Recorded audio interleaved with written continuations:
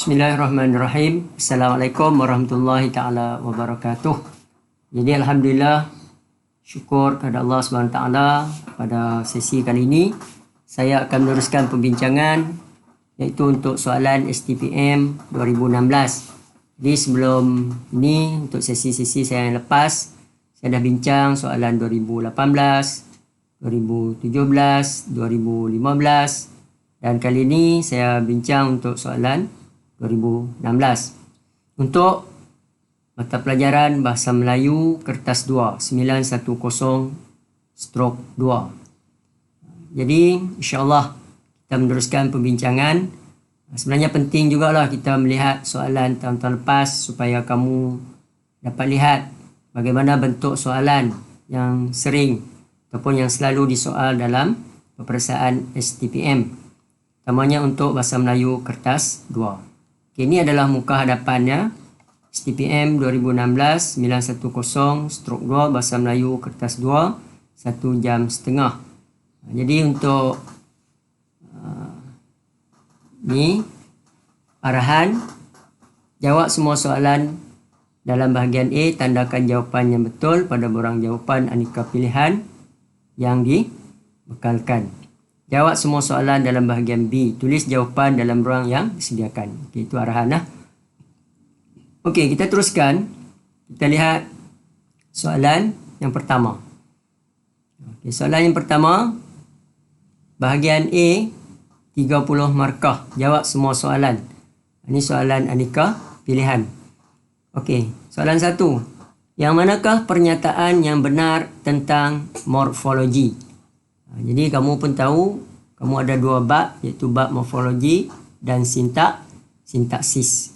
Okey. Jadi untuk soalan 1 ni memang akan berkaitan dengan bidang morfologi. Okey, kita lihat yang manakah pernyataan yang benar tentang morfologi. Okey. Bidang yang mengkaji pembentukan kata. Bidang yang mengkaji pembentukan kata. Okey, ini bidang yang mengkaji pembentukan kata. Okay, itu betul lah. Bidang yang mengkaji bunyi dan makna kata. Ini tidak benar. Ini bidang fonologi. Okay. Bidang yang mengkaji fonem, morfem dan kata. Bidang yang mengkaji fonem, morfem dan kata. Okay, yang pertama tadi bidang yang mengkaji pembentukan kata. Itu betul lah. Bidang yang mengkaji bunyi dan makna kata. Ini bidang fonologi. Bidang yang mengkaji fonem, morfem dan kata. Okay, morfem dan kata betul, fonem itu salah. Jadi 1, 2 dan 3 ni salah. Bidang yang mengkaji bentuk, struktur dan golongan kata. Itu betul lah. Bidang yang mengkaji bentuk, struktur dan golongan kata. Jadi jawapan untuk nombor 1 ni 1 dan 4. 1 dan 4. Jadi 1 dan 4 pilihan dia adalah B lah. Okay, sekarang kita lihat soalan nombor 2. Yang manakah padanan yang betul antara jenis penggandaan dengan contohnya? Okey, kalau kita lihat sini, dalam soalan ni beri jenis penggandaan. Berentak bebas, berentak pengulangan wakal, bersisipan, berentak pengulangan konsonan. Kita tengok dulu berentak bebas. Berentak bebas. Berentak bebas. Remeh temeh, sedu sedan. Jadi kita tahulah satu tu pergi ke P. 2 berentak pengulangan wakal. Berentak pengulangan wakal. Okay, kalau kita lihat sini pengulangan wakal. Pengulangan wakal. Cerai berai. Cerai berai, pekik mekik. Bersisipan. bersisipan. Bersisipan, inilah. Tali temali, jari jemari. Pengulangan, berentak pengulangan konsonan. Berentak pengulangan konsonan. Ini pengulangan konsonan. Suku sakat, bolak balik. Suku sakat, bolak balik. Jadi kita tengok sini, 1 pergi ke P, 2 pergi ke R, 3 pergi ke S, 4 pergi ke Q. Jadi jawapannya adalah C lah. Itu jenis penggandaan dan contoh. Okay, seterusnya nombor 3. Yang manakah pasangan kata yang kedua-duanya kata majmuk? Kedua-duanya kata majmuk. Okay, kita lihat. Berbukit, bukau. Berpribadi. Kan? Berprasangka, berurus niaga. Dia nak yang kedua-duanya kata majmuk. Berbulan madu, berkecil hati. Ni bulan madu. Ini betul lah. Bulan madu, kecil hati. Dua-duanya adalah kata majmuk. Okay, pilihan keempat, bertanggungjawab, penat lelah. Bertanggungjawab, penat lelah. Jadi jawapannya 3 dan 4. 3 dan 4 pilihannya adalah D lah. 3 dan 4. Ini pentingnya kamu tahu ni untuk kata majmuk, kata ganda, kata tunggal. Itu adalah bentuk kata. Masih dalam bahagian morfologi. Okey, seterusnya soalan nombor 4. Yang manakah perkataan yang kata dasarnya terdiri daripada frasa sendi nama? Frasa sendi nama. Yang manakah perkataan yang kata dasarnya terdiri daripada frasa sendi nama? Pengetua, ketua. Kemuncak, berkelengkapan. Mengedepankan. Okey, kalau kita cakap ni, yang manakah perkataan yang kata dasarnya terdiri daripada frasa sendi nama? Okey, kalau kita lihat sini, 4 ni jawapannya D lah. Mengedepankan. Depan. Depan. Kata dasarnya depan. Itu frasa sendi nama. Okay, seterusnya soalan nombor 5. Badannya bertambah sihat sejak dia berkebun sayur. Badannya bertambah sihat sejak dia berkebun sayur. Yang manakah pernyataan yang paling tepat tentang jenis kata kerja yang terdapat dalam ayat di atas? Dia tanya, yang manakah pernyataan yang paling tepat tentang jenis kata kerja? Ini pun kamu kena tahu jenis kata kerja. Kata kerja transitif, kata kerja tak transitif, kata kerja transitif berpelengkap, tak berpelengkap, kata kerja tak transitif berpenerangan, kata kerja tak transitif. Semua jenis kata kerja ni. Okay, tapi sini dia bagi badannya bertambah sihat sejak dia berkebun sayur. Sejak dia berkebun sayur. Okey. Ini kata kerja apa? badannya bertambah.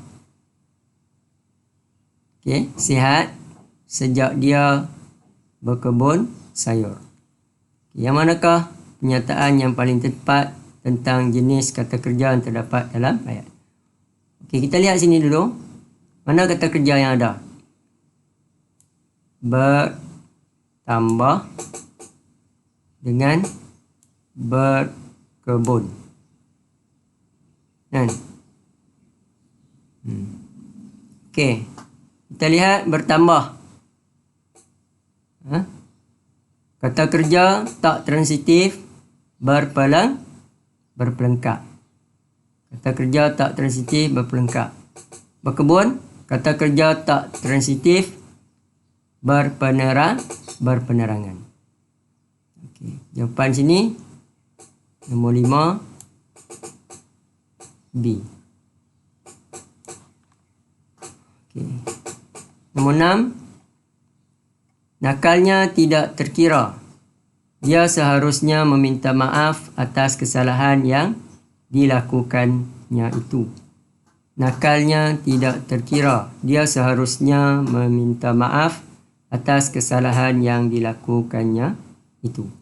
Okey, yang manakah padanan yang betul bagi jenis kata tugas yang ditandai dengan 1 dan 2 dalam ayat di atas? Okey, sini nakalnya tidak terkira. Dia seharusnya meminta maaf atas kesalahan yang dilakukannya itu. Okey, kita tengok nya sini, nakalnya. Jadi penegas, pembenda, penegas, penekan, penekan, pembenda, pembenda, penekan. Okey, kalau kita lihat sini, nya sini, itu adalah untuk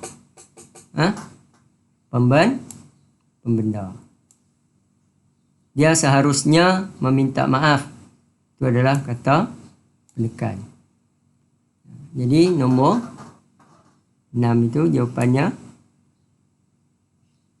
D lah. Jadi 6 jawapannya D. Okey. Itu tentang jenis kata tugas. Ini pun kamu kena tahu. Ada 16 jenis kata tugas tu.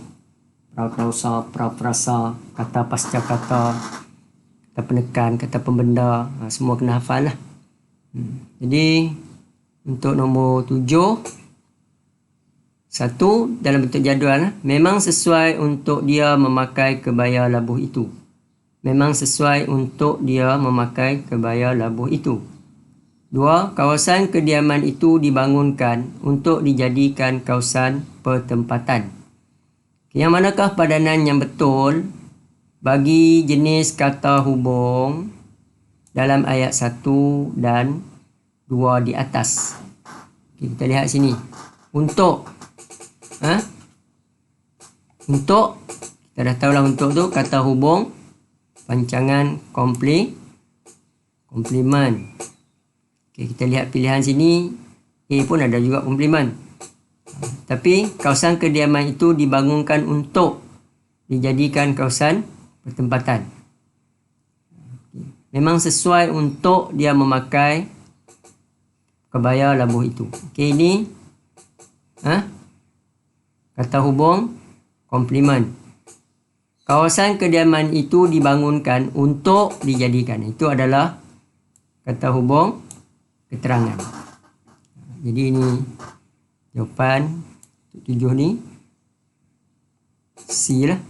C. 1 tu kata hubung komplimen. Ayat 2 kata hubung keterangan. Okey, nombor 8. Jenis kata hubung keterangan, gabungan, komplimen, relatif. Contoh ayat. Kerana lapar, anak gadis itu menangis. Ali bercadang untuk melanjutkan pelajaran di Jepun atau di England. Komplimen, amat sukar untuknya menyelesaikan masalah itu. Relatif, dia memberitahu saya bahawa bapaknya sudah ke pejabat. Yang manakah padanan yang betul antara jenis kata hubung dengan contoh ayatnya. Okay. Keterangan. Kerana lapar, anak kecil itu menangis. Kerana lapar, anak kecil itu menangis. Ini keterangan, betul lah. Jadi, itu adalah padanan yang betul bagi jenis kata hubung dengan contoh ayat. Okay, satu betul. Kita tengok dua. Gabungan. Ali bercadang untuk melanjutkan pelajaran di Jepun atau di England. Ini salah. Salah. Komplimen. Amat sukar untuknya menyelesaikan masalah itu. Amat sukar untuknya menyelesaikan masalah itu. Ini betul lah. Dia memberitahu saya bahawa bapaknya, ini bukan ayat pancangan relatif. Jadi yang betulnya 1 dan 3. Jadi 1 dan 3 jawapannya inilah 1 dan 3 B. Okay, nombor 9. Pada pagi itu kami menelusuri hutan itu dengan penuh hati-hati. Cahaya matahari mula menerangi kawasan tempat kami bermalam. Pokok-pokok rendang melindungi tanah daripada panas matahari pagi. Ahmad mengajak kami untuk merenangi sungai yang tidak jauh daripada kemah kami. Okey, yang manakah fungsi imbuhan men-i pada kata yang dicondongkan dalam petikan di atas? Dalam petikan di atas. Ini bab pengimbuhan. Imbuhan apitan men-i. Men-i. Yang manakah fungsi imbuhan men-i pada perkataan yang dicondongkan dalam petikan di atas? Okey. Pada pagi itu kami menelusuri hutan itu dengan penuh berhati-hati. Okey, ini manakah fungsi imbuhan men pada perkataan dicondongkan? Okey, ada 1. Menerangi, melindungi, menerangi. Okey, kalau gini kita lihat men ini kepada lokatif. Lokatif. Tanah, sungai, kawasan tempat. Itu adalah lokatif. 9A. 10. Yang manakah ayat yang mengandungi kata kerja berimbuhan mengkan yang berfungsi sebagai kata adjektif? Yang manakah ayat yang mengandungi kata kerja berimbuhan mengkan yang berfungsi sebagai kata adjektif? Kita tengok pilihan jawapan. Tindakannya itu agak melucukan. Tindakannya itu agak melucukan. Tengok. Agak melucukan. Mengkan yang berfungsi sebagai kata adjektif. Melucukan. Jadi kalau ikut ni, nombor 1 tu, betul lah melucukan.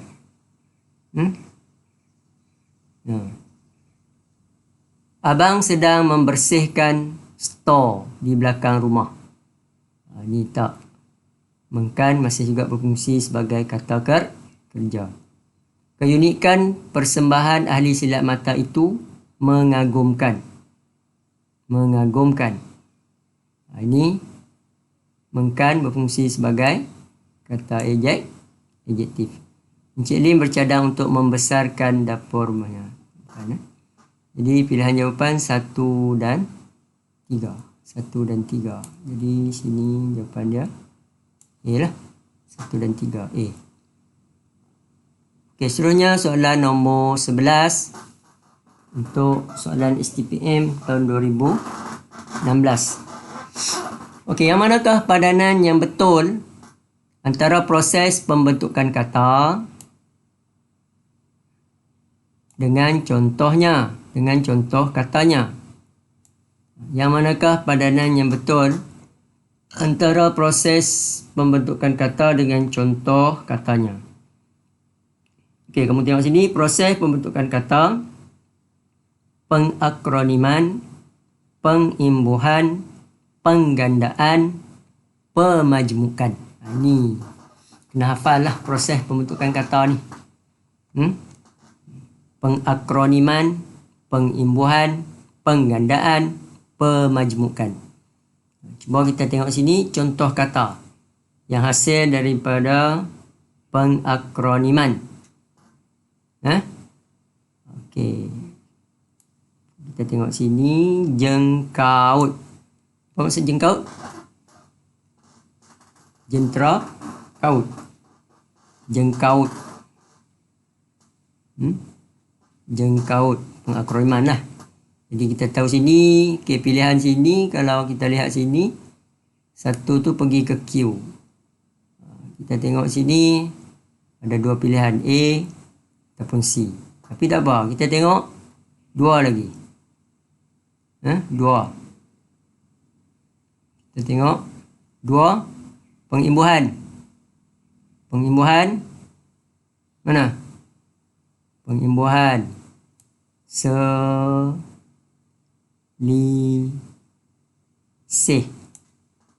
Selisih. Ada? Sisip, sisipan. Okey, penggandaan. Penggandaan sesungut. Sesungut. Sesungut. Penggandaan. Pemajukan 4 pergi ke Q. Dini hari. Dini hari. Di sebelah jawapan dia A lah. Proses pembentukan kata dengan contoh yang betul. Jadi pastikanlah kamu tahu apa itu pengakroniman, pengimbuhan, penggandaan dan juga pemajmukan. Seterusnya soalan nombor 12. Yang manakah pasangan kata yang mengalami perubahan golongan kata? Yang manakah pasangan kata yang mengalami perubahan golongan katanya setelah kata dasarnya menerima imbuhan? Okey. Tua jadi ketua, didik jadi pendidik. Ustazah, hadirin, pemberian, kerajaan, memikirkan, keagamaan. Okey, yang manakah pasangan kata yang mengalami perubahan golongan kata? Maknanya sebelum itu mungkin kata adjektif. Apabila menerima imbuhan, dia telah menjadi kata nama. Okey, kalau kamu tengok sinilah. Tua jadi ketua, didik jadi pendidik. Didik kata kerja, pendidik kata nama. Jadi untuk 12 tu jawapan dia A. Okay, faham ni? Okay, seterusnya nombor 13. Yang manakah padanan yang betul antara jenis akronim dengan contoh perkataan yang membentuk akronim tersebut? Okey, ini jenis akronim. Tu saya dah beritahu, kena hafal jenis akronim. Yang pertama, cantuman huruf awal. Cantuman suku kata awal. Cantuman huruf awal. Cantuman suku kata awal. Cantuman huruf dan suku kata. Cantuman bahagian awal perkataan pertama dengan bahagian lain perkataan yang mengikutinya. Okey, kita tengok cantuman huruf awal. Cantuman huruf awal. Okey, Institut Kefahaman Islam Malaysia. Institut Kefahaman Islam Malaysia. Okey, ini adalah cantuman huruf awal. Cantuman huruf awal. Cantuman huruf awal. Okey, seterusnya cantuman suku kata awal. Cantuman suku kata awal. Pertubuhan Keselamatan Sosial, PEKSO. Pertubuhan Keselamatan Sosial, PEKSO. Ini Institut Kefahaman Islam, IKIM.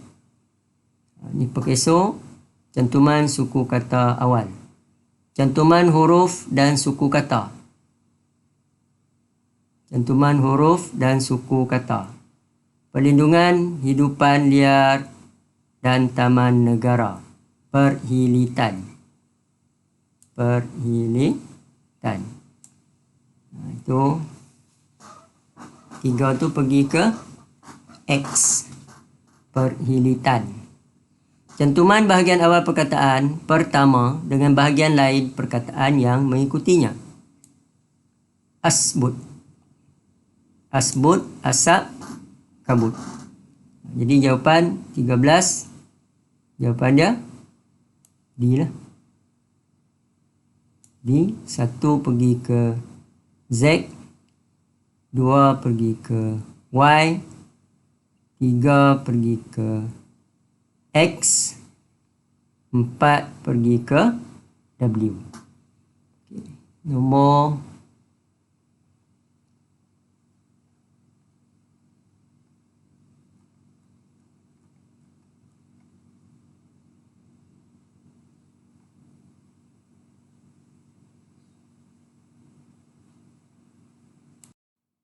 Okay, sekarang kita tengok soalan nombor 14 untuk soalan STPM 2016.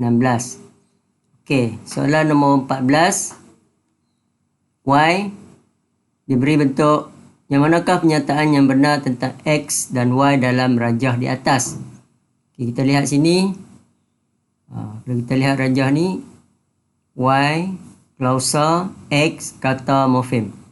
Kalau kita lihat soalan ini sepanjang review yang saya buat, sudah ada banyak soalan lah. Jadi yang paling penting gambar rajah ini, susun atur dalam tata bahasa ni kamu mesti tahu.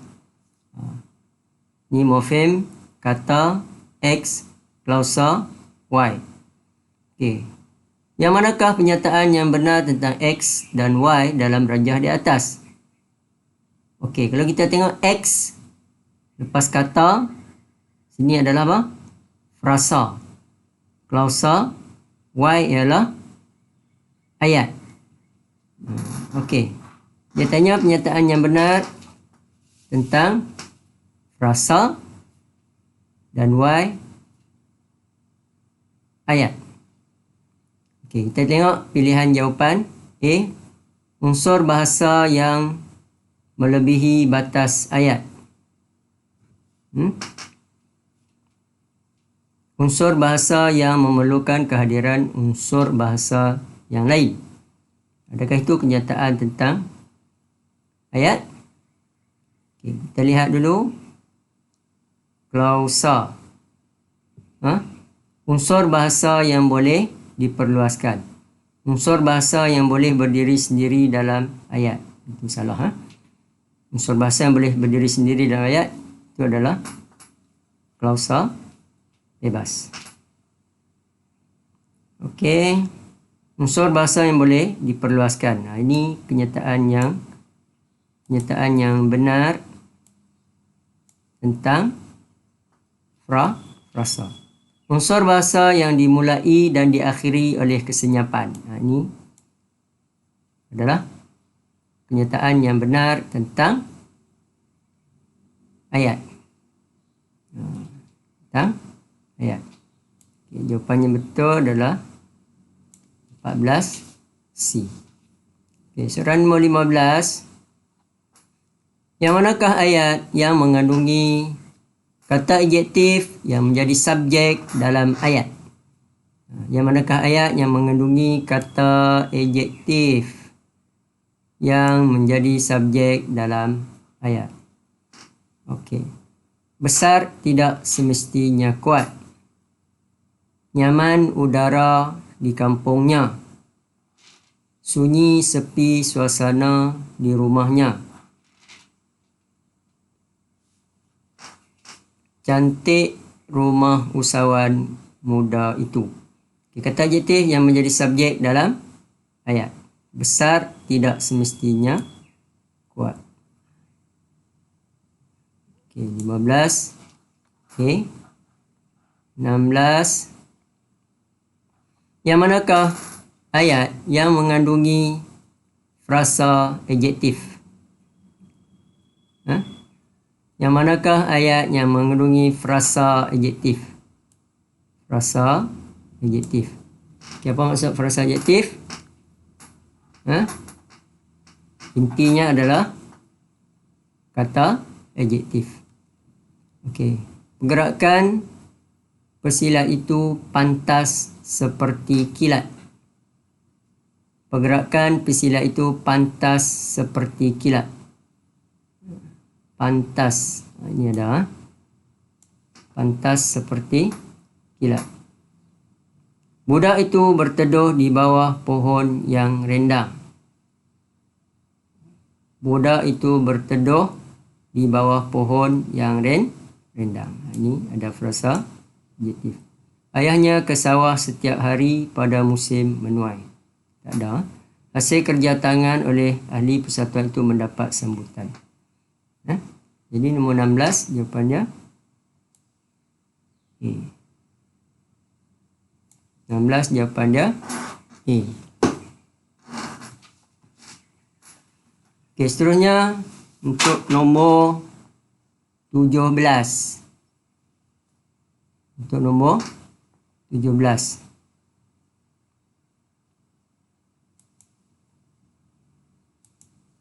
Inti campur penerang 1 itu perkara campur penerang 2.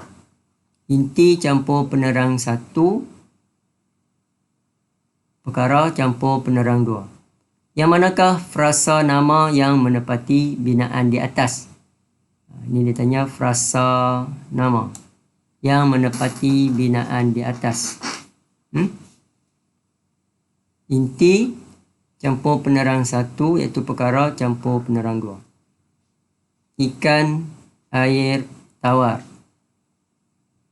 Ikan air tawar. Kan? Telefon mini pintar. Bukan. Mangga harum manis. Okey. Tokoh sejarah tersohor. Okay. Tokoh inti sejarah penerang 1 itu perkara tersohor penerang 2. Okay. 17 jawapannya D. Inti campur penerang 1 perkara campur penerang 2. 17 jawapannya D. 18. Kemenangan remaja desa itu membuktikan bahawa sesiapa sahaja yang rajin berusaha tanpa mengenal usia akan beroleh kejayaan. Yang manakah frasa bukan utama dalam ayat di atas? Yang manakah frasa bukan utama? Frasa bukan utama. Sesiapa sahaja. Itu frasa utama. Yang manakah frasa bukan utama? Okey. Yang rajin berusaha. Yang rajin berusaha. Tanpa mengenal usia. Kemenangan remaja desa itu. Okey. Tanpa mengenal usia. Itu adalah frasa bukan utama. Jadi 2 dan 3. 18 C. Okey. 19. Kata bantu campur kata adjektif campur kata adjektif. Kata bantu campur kata adjektif campur kata adjektif. Yang manakah ayat yang mengandungi binaan di atas? Kata bantu campur kata adjektif campur kata adjektif. Okey. Buah nangka itu belum masak benar. Buah nangka itu belum masak benar. Kerana ketibaan rombongan itu agak terlalu awal. Adik saya tetap riang gembira walaupun letih. Adik saya tetap riang gembira walaupun letih. Ini yang mengandungi binaan tersebutlah. Adik saya tetap riang gembira walaupun letih. Itu tidak. Okay, soalan nombor 20. Yang manakah ayat yang mengandungi frasa kerja tanpa pelengkap? Frasa kerja tanpa pelengkap. Kami kerap bertemu semasa tinggal sekampung. Karim tidak mahu bertentang mata dengan orang itu. Saleh berkirim salam kepada rakannya melalui saya. Maria bertambah kurus setelah sebulan mengamalkan diet. Tanpa pelengkap. Tanpa pelengkap. Kami kerap bertemu semasa tinggal sekampung. Jadi 20. Frasa kerja tanpa pelengkap. Kami kerap bertemu. Ini semasa tinggal sekampung. Tanpa pelengkap, maknanya kata kerja itu boleh kita gugurkan pelengkap itu. Sudah bermakna. Kami kerap bertemu semasa tinggal sekampung. Jadi 20 jawapan dia A. Okay, 21. Yang manakah ayat yang tidak mengandungi frasa kerja yang diikuti oleh keterangan hal? Ini dia tanya, yang manakah ayat yang tidak mengandungi frasa kerja yang diikuti oleh keterangan hal? Beliau telah membuat catatan ringkas mengenai tugasannya. Ada. Yang manakah ayat yang tidak mengandungi frasa kerja yang diikuti oleh? Beliau telah membuat catatan ringkas mengenai tugasannya. Tembakan pemburu binatang itu kebiasaannya tepat mengenai sasaran. Perdana Menteri mengeluarkan kenyataan mengenai dasar cukai negara. Mereka membuat aduan mengenai gangguan bekalan elektrik kepada pihak Tenaga Nasional Berhad. Yang tidak inilah. Yang tidak mengenai fasa kerja yang diikuti oleh keterangan hal. Tembakan pemburu binatang itu kebiasaannya tepat mengenai sasaran. Seterusnya 23. Ayat klausa bebas campur klausa tak bebas. Yang manakah ayat yang menepati susunan binaan klausa di atas? Itu klausa bebas campur klausa tak bebas. Dia berani tetapi abangnya penakut.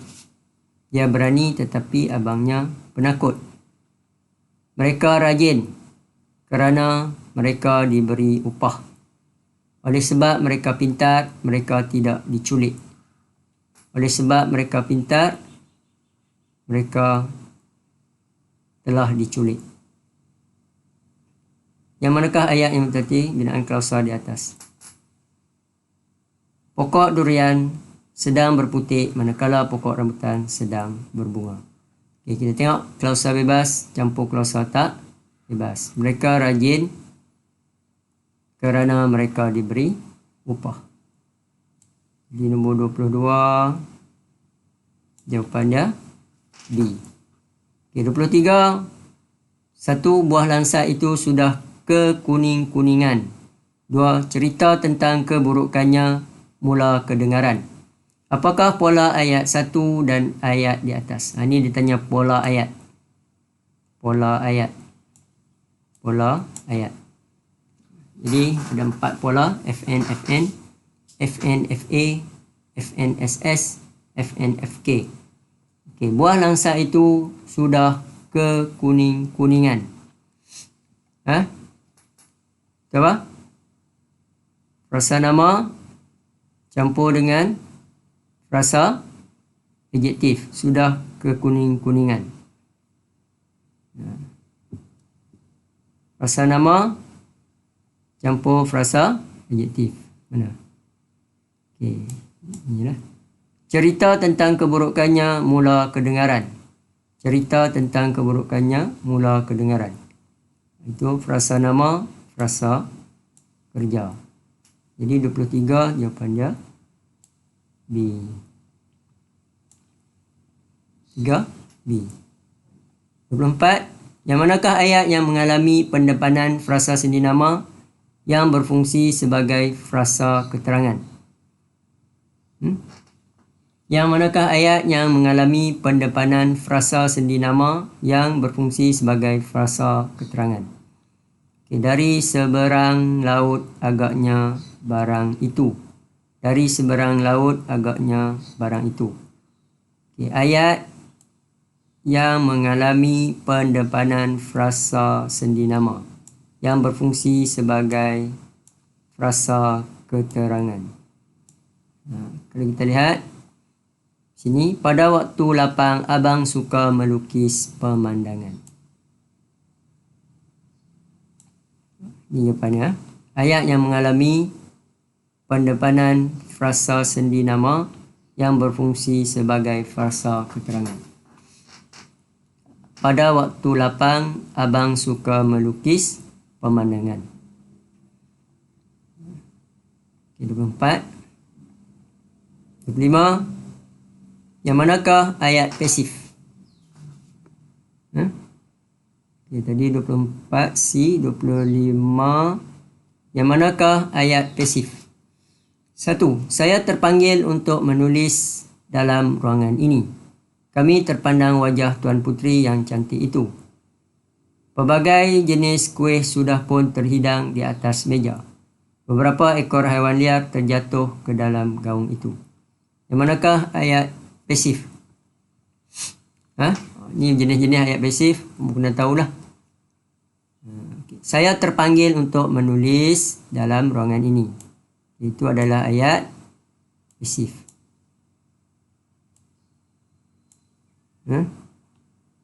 Yang manakah ayat pasif? Saya terpanggil untuk menulis dalam ruangan ini. Kita lihat, kami terpandang wajah Tuan Puteri yang cantik itu. Bukan ayat pasif.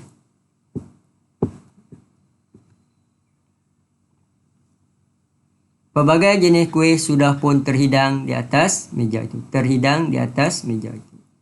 Itu ayat pasif. Jadi 1 dan 3.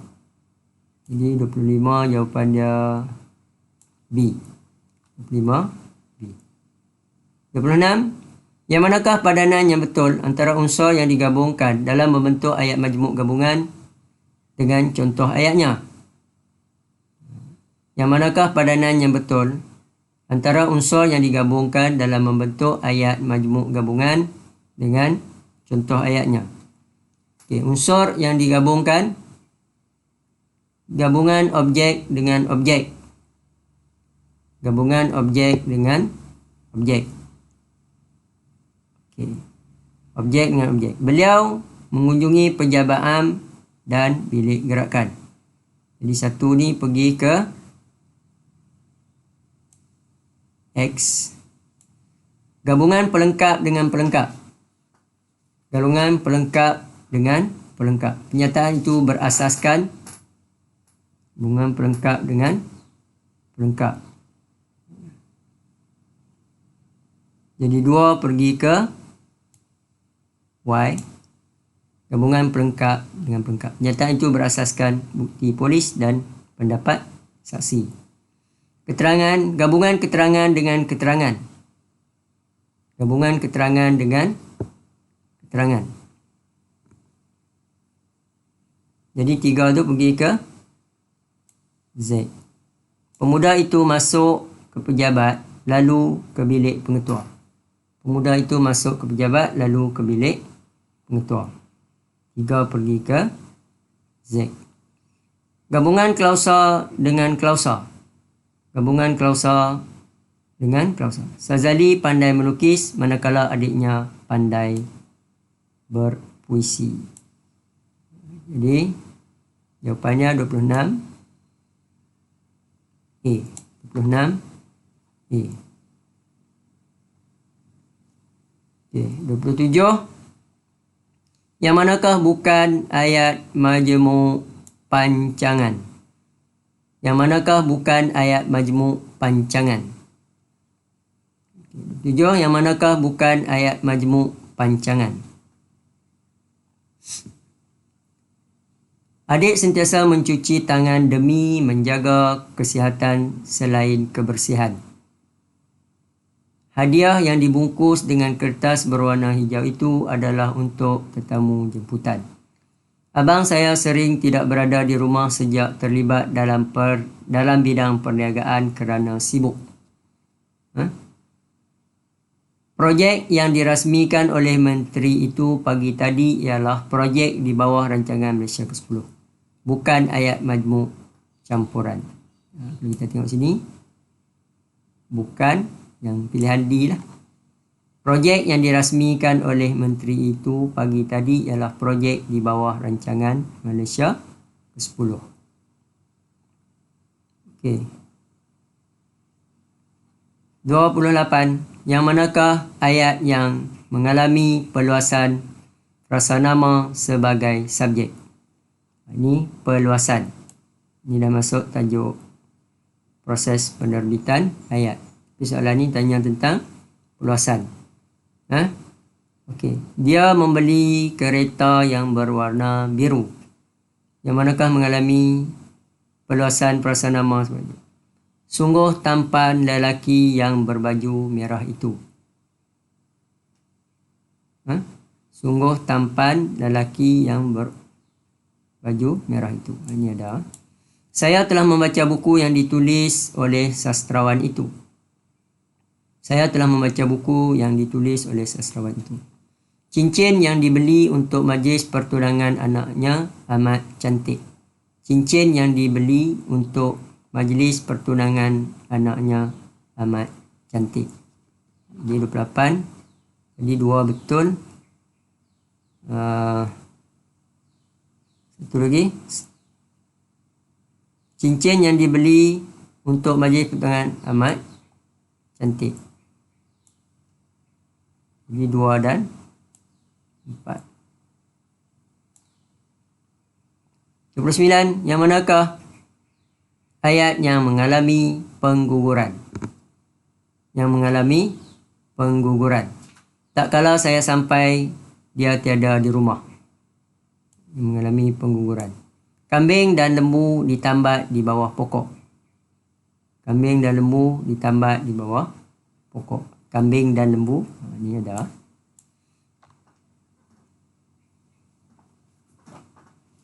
Itu predikatnya sama. Kambing dan lembu ditambat di bawah pokok. Sambil merenung anak gadisnya, ibu itu tersenyum. Ada. Dia pulang ke rumahnya setelah dia pasti ibu memaafkannya. Dia pulang ke rumahnya setelah dia pasti ibu memaafkan. Jadi 2 dan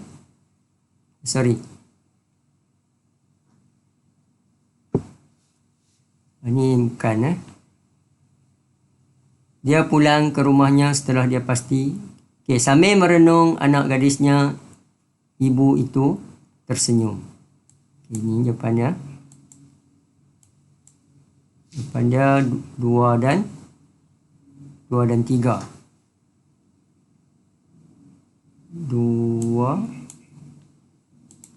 2 dan 3. Jadi 29C.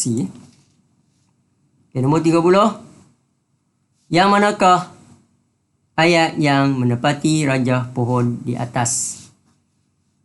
Okay. Ayat, subjek, predikat, frasa nama, frasa kerja, kata nama. Frasa kerjanya terdiri pada kata kerja, kata nama, kata hubung, kata nama. Guru memanggil Musa dan Hashim. Ali duduk di dalam bilik dengan ibu. Dia ditegur dan dimarahi cikgu pagi tadi. Saya membaca buku manakala adik menulis surat.